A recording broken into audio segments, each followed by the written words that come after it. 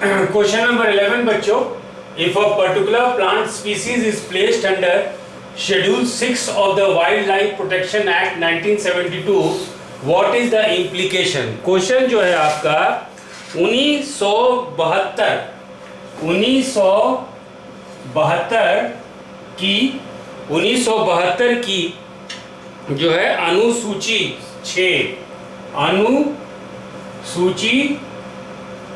6 में यदि रखा जाए तो इसका मतलब क्या होता है। इसका मतलब होता है कि यदि ऐसा आपको पौधा को उगाना है तो उस पौधे को खेती करने के लिए आपको लाइसेंस की आवश्यकता है। A licence is required to cultivate that plant. तो क्वेश्चन नंबर 11 का आपका जो सही ऑप्शन है वो है ए। 12 जो है क्वेश्चन नंबर 12, चलिए उसमें गुप्ता वंश में 3 जगह का नाम है, घंटसाला, कदूरा और चौल। ये क्या है? ये सब जो है question number 12 option A, ports handling foreign trade. ये जो है विदेशी व्यापार करने वाले ये आपके बंदरगाह हैं। आज ये क्वेश्चन नंबर 13, जीरो टीलेज।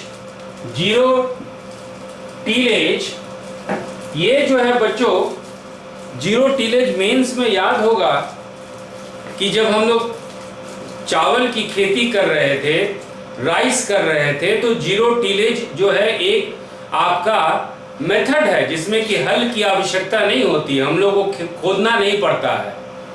तो ये जीरो टीलेज पे ही है। तो जीरो टीलेज पे ही आपका ये क्वेश्चन है कि इसके एडवांटेज और क्या क्या है, इसका आपका जो है क्या क्या आपके लाभ हैं। तो पिछली फसल के अवशेषों को जलाए जाते हैं। Sowing of wheat is possible. आप देखते होंगे कि हरियाणा पंजाब में बहुत ज्यादा पराली जो जलाया जाता है, इसी का उदाहरण है। तो ये आपका सही है। Without the need for nursery of rice saplings, direct planting of paddy seeds in the wet soil is possible। कहने का मतलब है चावल की नई पौध की नर्सरी बनाए बिना धान के बीजों का नम्र मृदा में सीधे रोपण संभव है। ये भी आपका सही है। और तीसरा जो है कार्बन सिक्वेस्ट्रेशन। कार्बन सिक्वेस्ट्रेशन क्या है? इसका मतलब है कार्बन का अलग अलग जो है तह बनाना, कि जितना जैसे जैसे पौधे बढ़ते हैं उनको कार्बन डाइऑक्साइड की जरूरत पड़ती है। तो ये भी जो है जीरो टेलेज मेथड से ये आपका लाभ होता है। तो क्वेश्चन नंबर 13 का जो है सही ऑप्शन है 1, 2 और 3। क्वेश्चन नंबर 13 का सही ऑप्शन है डी इसका सही आंसर है। डिटेल के लिए आपको जो जीरो टीलेज मेथड पे नोट्स भेजा गया था आप उसको देख सकते हैं, है ना। अब चलते हैं हम लोग क्वेश्चन नंबर 14 पे। क्वेश्चन नंबर 14 पे चलते हैं बच्चों। Question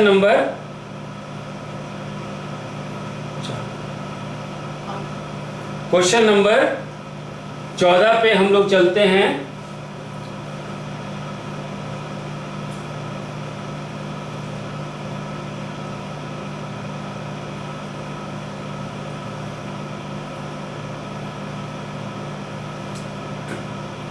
According to India's national policy on biofuels, which of the following can be used as raw materials for the production of biofuels? Bharat की जैव ईंधन है ना, जैव ईंधन पे ये क्वेश्चन है बच्चों। जैव ईंधन पे क्वेश्चन है, इसकी राष्ट्रीय नीति इसके ऊपर क्या है उसी पे आधारित ये क्वेश्चन है। ये डायरेक्ट क्वेश्चन है बच्चों कि कौन कौन सा आप इसमें जो है फसल हैं या किसको आप एक कच्चे माल के रूप में उपयोग कर सकते हैं।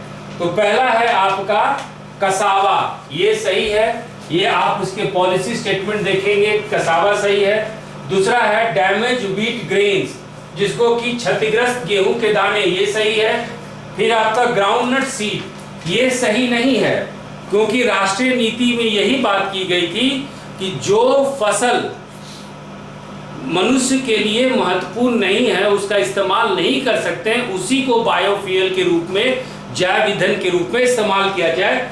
जो है आप ग्राउंडनट सीड्स जो है मूंगफली के बीज आप इसको इस्तेमाल करते हैं। हॉर्स ग्राम जो है ये भी आपका गलत है, जिसको कुल्थी बोलते हैं हिंदी में। सड़ा आलू सही है। और शुगर बीट जो है आप इस्तेमाल कर सकते हैं। तो सही ऑप्शन है बच्चों इसका 1 2 5 6, 1 2 5 6 यानी ऑप्शन नंबर ए इसका सही है। क्वेश्चन नंबर 14 का ऑप्शन नंबर जो है ए सही है। ठीक है, अब देखिए, अब हम लोग क्वेश्चन नंबर 15 पे चलते हैं बच्चों। ये क्वेश्चन जो है बहुत ही आसान है। सोशल कॉस्ट, सामाजिक मूल्य कार्बन का, मीन्स कार्बन के कारण क्या क्या एक मनुष्य को, मानव जाति को बलिदान देना पड़ता है। और इसमें हम लोग कार्बन फुटप्रिंट पे भी क्वेश्चन किए थे, यदि ध्यान हो तो कार्बन फुटप्रिंट पे हम लोग ये डिटेल इसमें एनालिसिस भी किए थे, उसी पे आधारित ये आपका क्वेश्चन है। और इसका Which one of the following statement best describe the term social cost of carbon? तो वो है long term damage done by a ton of carbon emissions in a given year। आप जो है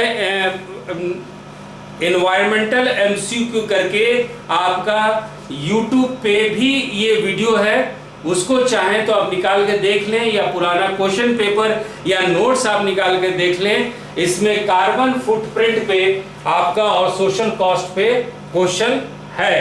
तो आपका क्वेश्चन नंबर 15 का सही आंसर है आपका प्रदत्त वर्ष में 1 टन CO2 के उत्सर्जन से होने वाली दीर्घकालीन क्षति। तो ये है आपका क्वेश्चन नंबर 15। क्वेश्चन नंबर 16 पे चलते हैं बच्चों। क्वेश्चन नंबर 16 पे चलते हैं। ये देखिए, ये क्वेश्चन जो है बच्चों, आप जो है इसका डाटा याद होगा, एनसीईआरटी बेस्ड आप लोगों को खारिफ और रबी फसल के बारे में बताया गया था। अब इसमें जो बात की गई है कि कौन कौन सा सही है। ब्लैक ग्राम यानी काला चना की जो हम लोग बात करते हैं, काला चना की जो हम लोग बात करते हैं, जिसको कि आप उड़द की खेती कहते हैं। तो उड़द की खेती जो है खरीफ और रबी फसल दोनों में इस्तेमाल की जाती है। ये आपका क्वेश्चन है। ठीक है बच्चों, तो ये सही नहीं है। दूसरा ग्रीन ग्राम जिसको कि आप जो है मूंग कहते हैं, जिसको कि आप मूंग दाल कहते हैं, ये कहता है कि दलहन का कम से कम औसत माने 50% तक इसकी उत्पादन होती है। मूंग की दाल यानी आपका जो है कुल दाल उत्पादन का लगभग आधा भाग नियरली केवल मूंग का होता है। ये सही है। आप यदि डाटा देखेंगे अपने नोट्स का तो इसमें 40 से 45% है। In the last 3 decades, while the production of kharif pulses has increased, the production of rabi pulses has decreased। ये कहता है कि पिछले 3 दशकों में जो है खारिफ दलहन का उत्पादन ज़्यादा हुआ है और राबी का उत्पादन कम हुआ है। ये चीज़ आपको बिहार इकोनॉमिक सर्वे में ये डाटा भी दिखवाया गया था, नोट्स आपको दिया गया था, अंग्रेजी और हिंदी मीडियम दोनों के बच्चों को बहुत डिटेल में किया गया था। डाटा भी है। एक टॉपिक को 10 बार रिवाइज कीजिएगा तो इस तरह का गलती नहीं हो सकता है। तो ये भी आपका सही है। तो सही ऑप्शन है बच्चों इसका बी, 2 and 3 ओनली। 16 का बी है सही आंसर। ठीक है, अब आ जाइए। ये जो है चुपचाप जो है ये क्वेश्चन नंबर 17 जो है सेट सी का जो है, ये चुपचाप जो है इसका आंसर कॉटन है, ये डायरेक्ट क्वेश्चन है। ये क्वेश्चन ये पूछता है कि आप भारत के उत्तरी क्षेत्र में नहीं कर सकते हैं, या हिमालय जैसे पर्वत पे या बहुत ऊंचाई पे जहाँ पे कि आपका ओस है, ह्यूमिडिटी बहुत ज़्यादा हो जाता है, तो वहाँ पे इस तरह का फसल नहीं होता है। ये उस तरह के फसल में होता है, उस तरह की मिट्टी में होता है जो कि मॉइस्चर को रिटेन करे, है ना, जो आपके ह्यूमस को अपने अंदर रखे। तो वो है आपका ब्लैक कॉटन सॉइल, और ब्लैक कॉटन सॉइल के लिए कॉटन ही चलता है। ठीक है। क्वेश्चन नंबर 18, क्वेश्चन नंबर 18 बच्चों ये देखिए, with reference to solar water pump, है ना, सोलर वाटर पंप। भैया सोलर है, ऊर्जा है ना, आप कोल से लाएं या थर्मल से लाएं, उसी तरह सौर ऊर्जा है, तो ये विद्युत देता है, पावर देता है। अब उसके लिए, अब जो है उसके लिए जो है आप सौर ऊर्जा का प्रयोग पृष्ठीय पंपों को चलाने के लिए हो सकता है, और जो है निम्न जनी पंपों के लिए नहीं। ये गलत है। आप चूंकि बिजली आ रहा है तो जमीन के ऊपर हो या जमीन के अंदर हो, उससे कुछ फर्क नहीं पड़ता है। ये दूसरा है, solar pump can be used for running centrifugal pump and not the one with piston. मतलब सेंट्रीफ्यूगल पंप इस्तेमाल कीजिए, और जो पिस्टन है जो ऊपर नीचे होता है उसको इस्तेमाल नहीं कीजिए। अजीब बात है भैया, एक बार बिजली पैदा हो गया तो मैकेनिकल एनर्जी से कुछ भी चला जाएगा। तो दोनों स्टेटमेंट जो है ये गलत है। तो सही ऑप्शन है 18 का D, that is neither 1 nor 2, neither 1 nor 2। अब चलते हैं हम लोग, जो है ये क्वेश्चन है आपका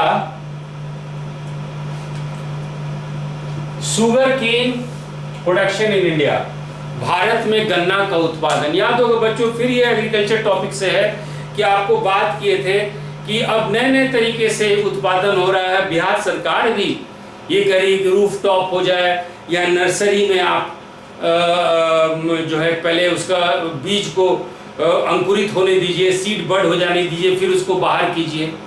तो ये कॉन्सेप्ट इस क्वेश्चन में लगा है, लेकिन ये क्वेश्चन जो है ये प्रोबेबिलिटी पे ज्यादा है, ये आईक्यू पे ज्यादा है क्वेश्चन, नॉलेज पे ज्यादा नहीं है क्वेश्चन। ये क्वेश्चन जो है नॉलेज बेस्ड है ही नहीं, ये क्वेश्चन आपके प्रोबेबिलिटी बेस्ड है।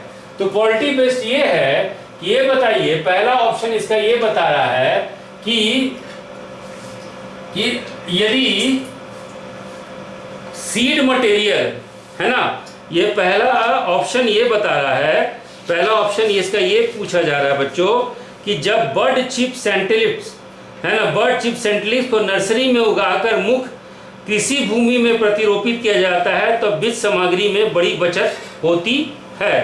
ऑब्वियसली आप सेलेक्टेड, लेकिन डिफरेंट वैरायटी का बीज जो है नर्सरी में उगाइए, उसको प्राकृतिक रूप से जैसा उसको कंडीशन चाहिए वो दीजिए। अब बाहर क्या होगा, आप खुले कर देते हैं, अजीब तरह का जो है विविध जो है पर्यावरण, तापमान और मौसम के चलते उसमें हो सकता है कि 100% ग्रोथ ना हो, लेकिन जो नर्सरी में आपके कंट्रोल्ड कंडीशन में जो होता है तो वो होगा, तो ज़्यादा वो फायदेमंद होगा। तो पहला ऑप्शन सही है ना। अब जो दूसरा ऑप्शन जो है ये बात कर रहा है कि एक कलिका यानी सिंगल बर्ड में ज्यादा फायदा है कि मल्टी बर्ड यानी कई कलिका। ऑब्वियसली आपके पास कई रहेंगे तो ज्यादा ऑप्शन सही रहेगा ना, ज्यादा प्रोबेबिलिटी हाई रहेगा। तो ये क्वेश्चन जो है आपका, जो सेकंड ऑप्शन जो है ये आपका गलत है। तीसरा है कि फिर से कि यदि मौसम खराब हो तो एक कली का ज्यादा फायदा होता है कि कई कली का। अरे मौसम खराब है तो एक कली का तो खराब हो गया, फिर आप कहीं के नहीं रहे। लेकिन आपके पास वैरायटी हो, है ना, मल्टी कली का हो, मल्टी बर्डेड हो, तो प्रोबेबिलिटी ज्यादा हो जाता है। तो ये ऑप्शन भी आपका गलत है। तो क्वेश्चन नंबर 19 का जो है आपका सही ऑप्शन है ना। हाँ, और चौथा, sugar cane can be cultivated using settlings prepared from tissue culture. क्या गन्ना में हम लोग टिश्यू कल्चर कर सकते हैं? ये देखिए डायरेक्ट क्वेश्चन है, ये तथ्य पे आधारित है जो आप लोग जानते हैं और ये आप कर सकते हैं। तो सही ऑप्शन है क्वेश्चन नंबर 19 का 1 और 4, यानी क्वेश्चन नंबर 19 सेट सी का सही ऑप्शन है सी। सी है सही ऑप्शन, सी है सही ऑप्शन। ठीक है बच्चों, अब आ जाइए, अब देखिए ये चीज, ये भी आपका स्ट्रेट फॉरवर्ड क्वेश्चन है, हम लोग इसको भी कर चुके हैं। ऐसा बात नहीं था कि भारत के संदर्भ में निम्नलिखित में से किस किन पद्धति को परितंत्र अनुकूली कृषि माना जाता है? क्या फसल विविधता, क्रॉप डाइवर्सिफिकेशन, फसल विविध रूपन, ये सही है। लेग्यूम इंटेंसिफिकेशन, है ना, सिम आधिक्य, ये भी सही है। आपका टेंसोमीटर यूज, ये भी सही है। ये आपका वर्टिकल फार्मिंग, एक ऊपर एक लेयर फार्मिंग, ये भी सही है। तो क्वेश्चन नंबर 20 का जो सही ऑप्शन है वो है आपका डी 1, 2, 3 एंड 4। ठीक है बच्चों, अब चलते हैं हम लोग तो क्वेश्चन नंबर, ये देखिए क्वेश्चन नंबर 21, क्वेश्चन नंबर 21। अब देखिए इसमें क्या है स्टूडेंट्स, इसमें आपका क्या है कि cultural history of India consider the following pairs. इसमें एक चीज आपको जब बौद्ध धर्म पढ़ाया जा रहा था, साफ साफ बोला गया था कि श्रमण, ऑर्डिनरी आदमी, बौद्ध धर्म और जैन धर्म क्या है? श्रमण प्रथा। श्रमण प्रथा मतलब साधारण। तो इसमें ऑप्शन क्या है? प्रीस्ट विद हाई स्टेटस, उच्च पद प्राप्त पुजारी, तो ये गलत हो गया। उपासक, हम लोग इसको जब केव, हम लोग जब गया का गुफा भी देख रहे थे तो बहुत सारा बौद्ध धर्म के जो संस्कृति में देख रहे थे तो हम लोग कहते थे कि एक जगह ऐसा है गुफाओं में जो उपासक के लिए है, जो ले फॉलोअर हैं, बौद्ध धर्म के साधारण अनुगामी है, तो ये आपका सही है। और परिवार रजक, परिवार रजक, परित्यागी हो भ्रमणकारी, गौतम बुद्ध क्या थे? ही रेनंसिएटेड, परिवार रजक थे, तो ये आपका सही है। तो सही ऑप्शन है बच्चों क्वेश्चन नंबर 23 का 1 एंड 3। क्वेश्चन नंबर 23 का 1 एंड 3। क्वेश्चन नंबर 22 चलिए, ये जो क्वेश्चन नंबर 22 है, याद होगा केरला में एक हथनी को जो है खाना के साथ पटाखा खिला दिया गया था, है ना, क्रैकर्स, और उसमें बच्चा था, उसके पेट में बच्चा था, और उसी पे ये जो है क्वेश्चन है। इंडियन एलिफेंट्स, भारतीय हाथियों के संदर्भ में निम्नलिखित कथनों पर विचार कीजिए। हाथियों के समूह का नेतृत्व मादा करती है ना। तो the leader of an elephant group, leader of an elephant group is female, तो ये सही है। The maximum gestation period can be 22 months, कहने का मतलब है हाथियों का अधिकतम गर्भ अवधि 22 माह तक हो सकता है, ये भी सही है। An elephant can normally go on carving till the age of 40 years only, कहने का मतलब है कि समानता हाथी में 40 वर्ष की आयु तक ही बच्चे पैदा करने की क्षमता होती है, ये गलत है, ये होना चाहिए 16। ठीक है। और चौथा है, among the states in India the highest elephant population is in Kerala, Bharat के राज्यों में हाथियों की सर्वाधिक जीव संख्या केरल में है, ये गलत है, ये होना चाहिए आपका कर्नाटक, ये होना चाहिए कर्नाटक। तो सही ऑप्शन है 1 एंड 2। तो क्वेश्चन नंबर 22 का सही ऑप्शन है ए, दैट इज 1 एंड 2। ठीक है। अब आ जाइए question number 23, which of the following protected areas are in located in Kaveri basin, निम्नलिखित में से कौन सा संरक्षित क्षेत्र कावेरी बेसिन में स्थित है। ठीक है, तो यही है बच्चों, इसका आंसर है 1, ये है, 3 है और 4 है। तो क्वेश्चन नंबर 23 का सही ऑप्शन है आपका सी। क्वेश्चन नंबर 23 का सही ऑप्शन है आपका 23। अब चलते हैं आगे क्वेश्चन बच्चों।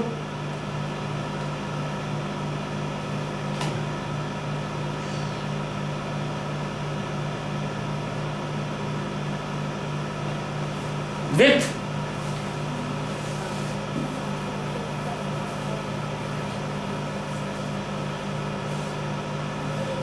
ये दिखाई दे रहा है, दिखाई दे रहा है। With reference to India's biodiversity, Ceylon frogmouth, coppersmith barbet, grey-chinned minuet, ये क्वेश्चन ये है बच्चों कि ये जो क्वेश्चन नंबर 24 जो है आपका कि सिलोन फ्रॉगमाउथ क्या है, कॉपरस्मिथ बार्बेट क्या है, ग्रे-चिन्ड मिनुएट क्या है, आपका ग्रे और व्हाइट थ्रोटेड रेडस्टार्ट क्या है, ये सब पंछी हैं, ये सब आपके बर्ड्स हैं। ठीक है बच्चों, आज ये question number 25। Which of the following protected areas is well known for the conservation of subspecies of the Indian swamp deer? बारहसिंगा, भारतीय अनुपमृग बारहसिंगा की उस उपजाति जो पक्की भूमि पर फलती फूलती है और केवल घास भक्षी है के संरक्षण के लिए निम्नलिखित में कौन सा संरक्षित क्षेत्र प्रसिद्ध है? कान्हा है बच्चों, तो इसका सही आंसर है कान्हा, क्योंकि बच्चों मानस जो है ये टाइगर और राइनोसेरस के लिए है। तो क्वेश्चन नंबर 25 आपका जो है आपका सही आंसर है। क्वेश्चन नंबर 25 सही ऑप्शन है आपका ए। क्वेश्चन नंबर 25 सही ऑप्शन है आपका ए। उसी तरह आ जाइए, स्टील स्लैग है ना, स्टील स्लैग किसके लिए बनाया जाता है? तो कंस्ट्रक्शन ऑफ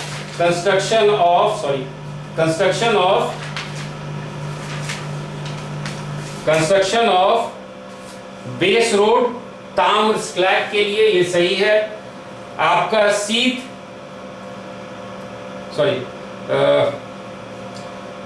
इस्पात स्लैग निम्नलिखित में किसके लिए सामग्री हो सकता है? आधार सड़क के क्वेश्चन है, हो सकता है, कैन बी पॉसिबल। तो क्या ये कंस्ट्रक्शन ऑफ बेस रोड के लिए है, आधार सड़क के निर्माण के लिए है? हो सकता है या हो सकता है।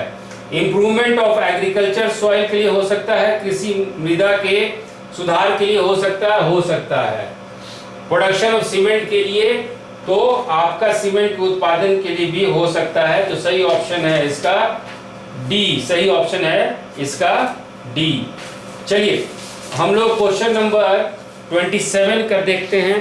क्वेश्चन नंबर 27 देखते हैं। Which of the following are most likely places to find the musk deer in its natural environment? Musk deer, ठीक है बच्चों, मस्क डियर जो है ये आपका निम्नलिखित में से कौन ऐसे सर्वाधिक संभावनीय स्थान है जहां कस्तूरी मृग अपने प्राकृतिक आवास में मिल सकते हैं? तो इसका सही आंसर है आपका अशोक वाइल्ड लाइफ, ये उत्तराखंड में है, और गंगोत्री नेशनल पार्क जो है ये भी है। ये आपका गलत है और ये टाइगर और राइनोसेरस के लिए है, तो ये भी आपका गलत है। सही ऑप्शन है आपका 27A 1 and 2 ओनली। अब आ जाइए, ये भी क्वेश्चन जो है, ये क्वेश्चन हम लोग दूसरे तरीके से हम लोग इसको डिस्कस कर चुके थे। ये क्वेश्चन है कार्बन फुटप्रिंट पे, लेकिन इसका स्वरूप जो है हम लोग कर चुके हैं। आप अपने टेस्ट पेपर देखेंगे, अपना नोट्स देखेंगे तो आपको मिल जाएगा। तो पहला है in rural road construction the use of which of the following is preferred for ensuring environmental sustainability और टू रिड्यूस कार्बन फुटप्रिंट। तो क्वेश्चन जो बच्चों ये है कि ग्रामीण सड़क निर्माण में पर्यावरणीय दिगुपतक को सुनिश्चित करने अथवा कार्बन पदचिह्न को घटाने के लिए निम्नलिखित में से किसके प्रयोग को अधिक प्राथमिकता दी जाती है? तो ये जो है बच्चों कॉपर स्लैग, ये सही है। ये क्वेश्चन नंबर 2 और ऑप्शन नंबर 4 देखिए, इसमें हीट दिया जाता है, इसमें हीट दिया जाता है और इसमें हीट नहीं दिया जाता है। कोल्ड मिक्स एस्फाल्ट टेक्नोलॉजी में, शीत मिश्रित एस्फाल्ट प्रौद्योगिकी में ऊष्मा नहीं दिया जाता है, ऊष्मा नहीं दिया जाता है। तो ये आपका सही है। और तीसरा है जियो टेक्सटाइल, जिसको कि हम लोग सिंथेटिक फाइबर कहते हैं, ये आपका सही है। तो सही ऑप्शन है क्वेश्चन नंबर 28 का, क्वेश्चन नंबर 28 का है आपका ए, क्वेश्चन नंबर 28 का है ए। तो चलिए बच्चों, हम लोग फिर से 10 मिनट का ब्रेक लेते हैं और 10 मिनट के बाद आपको बाकी क्वेश्चन हम लोग डिस्कस करते हैं। Thank you.